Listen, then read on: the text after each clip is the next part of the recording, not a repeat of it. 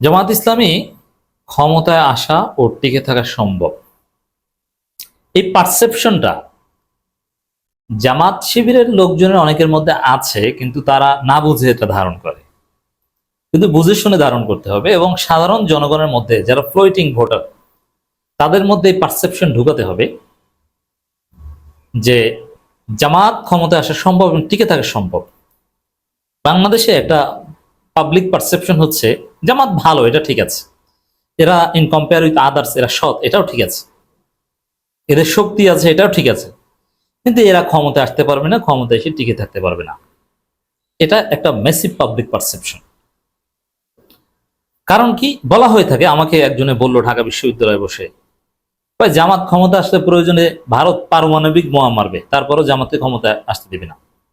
Great power, super power এরা জামাতকে টিকতে দেবে না।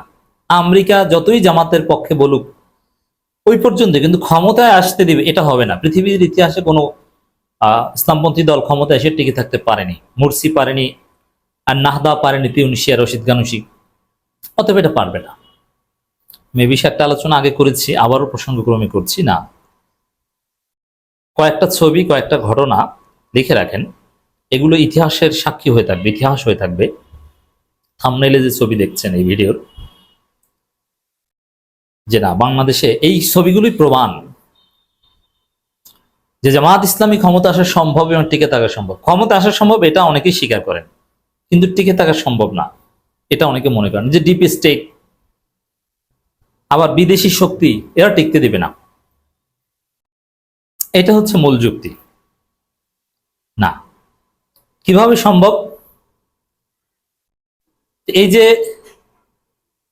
চীনের রাষ্ট্রদূত যেভাবে জামাতের আমিরের সাথে, জামাত নেতাদের সাথে ঘুরছে দিন রাত, এই টানা, আমি যখন আলোচনা রেকর্ড করছি তার 3 দিন আগে থেকে চীনের রাষ্ট্রদূতের মনে হয় খাওয়া ছাড়া আর কোনো কাজ নাই, শুধু জামাত নেতাদের সাথে ঘুরেন। এই সংবর্ধনা দেন, এই বিমানবন্দরে এগিয়ে দেন, এই আবার চীনে যায় আমিরে জামাত, আবার এই বৈঠক সেই বৈঠক, এই আলোচনা, আমিরে জামাতের পাশে দাঁড়িয়ে থাকেন। আমিরে জামাত সাংবাদিকদের সাথে কথা বলেন, তিনি পাশে দাঁড়িয়ে থাকেন। চীনা কর্মকর্তারা জামাতকে আষ্টে পৃষ্ঠে ধরেছে। এগুলো লিখে রাখেন, এই ছবিগুলো সেভ করে রাখেন। এই ছবিগুলোই প্রমাণ যে জামাত ক্ষমতায় আসবে এবং টিকে থাকা সম্ভব। কিভাবে? এই যে তালেবান ক্ষমতায় থাকবে আফগানিস্তানে, কে কল্পনা করেছে? যে যুক্তরাষ্ট্র, ভারত, পাকিস্তান কেউ চায় না, তাদের প্রতিবেশী কেউ চায় না। সবাইকে বৃদ্ধাঙ্গুলি দেখিয়ে তারা থেকেছে, এসেছে, থেকেছে। শুধু তা না, পৃথিবীর ইতিহাসে তারা যে উন্নয়ন দেখাচ্ছে, তাদের যে জীবনযাত্রা, দুর্নীতির বিরুদ্ধে তাদের যে সফলতা, তাদের যে সুন্দর শাসন ব্যবস্থা, সারা পৃথিবী অবাক এগুলো কি করছে। তাদের মুদ্রার যে মান, দ্রব্যমূল্য যে কতটা নিয়ন্ত্রণে, কত স্থিতিশীল একটা সমাজ আফগানিস্তানে। বলে যে নারী শিক্ষা নিষিদ্ধ, কে বলেছে নারী শিক্ষা নিষিদ্ধ? নারীরা পড়াশোনা করে, বাক স্বাধীনতাও আছে, কত সুন্দর একটা দেশ। তারা টিকেছে না। কিভাবে টিকেছে জানেন? একমাত্র বেসিক্যালি চীনের কারণে টিকেছে। আর কিছু মধ্যপ্রাচ্য ভিত্তিক দেশ, কাতার টাতার, এরা সহায়তা করেছে। প্রধানত গ্রেট পাওয়ার্স হিসাবে শুধু চীন, টাকা পয়সা থেকে শুরু করে নানান কিছু, এই চীন তালেবানকে ক্ষমতায় রেখেছে। ইসলামপন্থীদের একটা সময় ছিল যে বড় দাড়ি টুপি এগুলোই আন্তর্জাতিক রাজনীতিতে চলে না। জাতিসংঘে যাবেন, অমুক ইন্টারন্যাশনাল কনফারেন্সে যাবেন, আপনি দাড়ি টুপি, একটু প্যান্ট শার্ট পরেন না।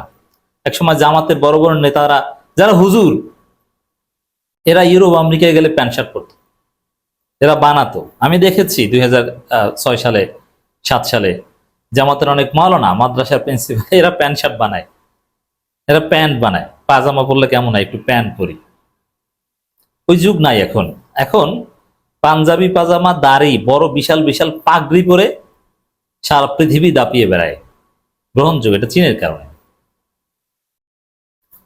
দর্শক, এই যে কনভেনশনাল উইজডম, যে এই হুজুর উগ্রবাদী, অমুক তমুক নানান কিছু, তাদেরকে চীন ওয়ার্ল্ড পলিটিক্সে, ওয়ার্ল্ডে নর্মালাইজড করেছে। তারা চুক্তি করেছে, অর্থ দিয়েছে, দ্বিপাক্ষিক সম্পর্ক বজায় রেখেছে। এখন আবার রাশিয়া সমর্থন দিচ্ছে। এর মানে পৃথিবী সে আগের মতো ইউনিপোলার ওয়ার্ল্ড নেই, এখন মাল্টিপোলারিটি চলে এসেছে। বাইপোলার হয়েছে সেটা না, সোভিয়েত ইউনিয়ন এবং যুক্তরাষ্ট্রের মতো মাল্টিপোলারিটি। এবং বিভিন্ন রিজিওনাল পাওয়ার গ্রো করছে। এই জায়গায় জামাত এই মেকানিজমে, এই চীন যেভাবে জামাতকে গ্রহণ করেছে, শিবিরকে দাওয়াত দিয়েছে, জামাতের একটা প্রতিনিধি দল, তারপর এখন আবার আমির জামাতকে নিয়ে যাচ্ছে মহা সম্মান দিয়ে। এর মানে চীন চুজ করেছে যে বাংলাদেশে ইন্ডিয়ান হেজিমনি ঠেকাতে হলে জামাতকে ক্ষমতায় রাখতে হবে। এখন বিদেশি শক্তি ভারত ষড়যন্ত্র করবে, চীন সহায়তা করবে জামাতকে। তখন এখন যেরকম ভারত আফগানিস্তানের সাথেও দেখেন তালেবানের সাথে সম্পর্ক রাখছে, মিটিং করছে, ওরকম জামাতকে হুজুর হুজুর বলবে। মালদ্বীপের মুইজ্জুর সাথে দেখেছেন না, মুইজ্জুকে রাখবে না অমুক তমুক চীনপন্থী মুইজ্জু, হটিয়ে দিবে মোদি, উদ্বেগ। তারপরে মুইজ্জুকে ফোন করে হুজুর হুজুর বলেছে না মোদি। ওরকম জামাতকেও দেখবেন ডাক্তার শফিকুর রহমানকে ফোন দিয়ে অভিনন্দন জানাবে।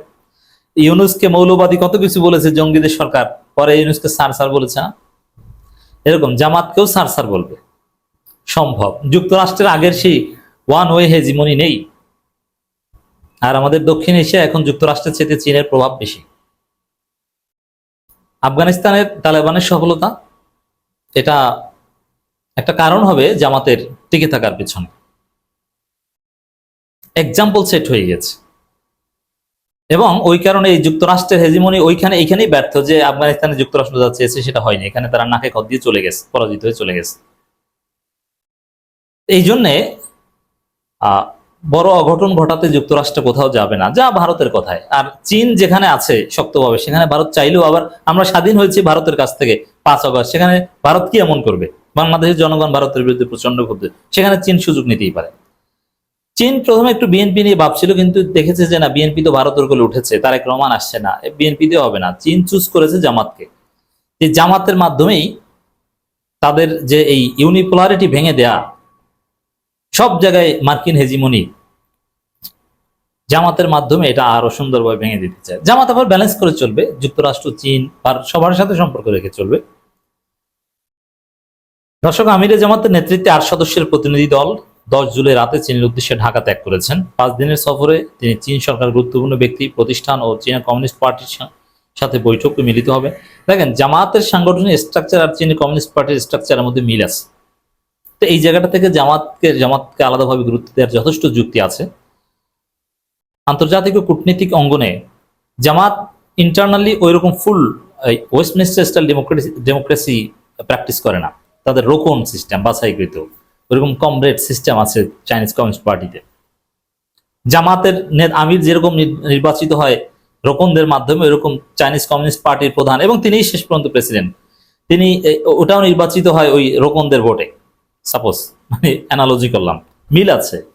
এই কারণে জামাতকে চুজ করা যথেষ্ট যুক্তি আছে। বিভিন্ন দেশের সম্পর্ক উন্নয়নের অংশ হিসেবে আমিরে জামাত চীন সফর অত্যন্ত গুরুত্বপূর্ণ। আমিরে জামাত বিদায় জানানোর জন্য চীনের মান্যবর রাষ্ট্রদূত, জামাত ইসলামী সেক্রেটারি জেনারেল সহ কেন্দ্রীয় নেতৃবৃন্দ উপস্থিত ছিলেন।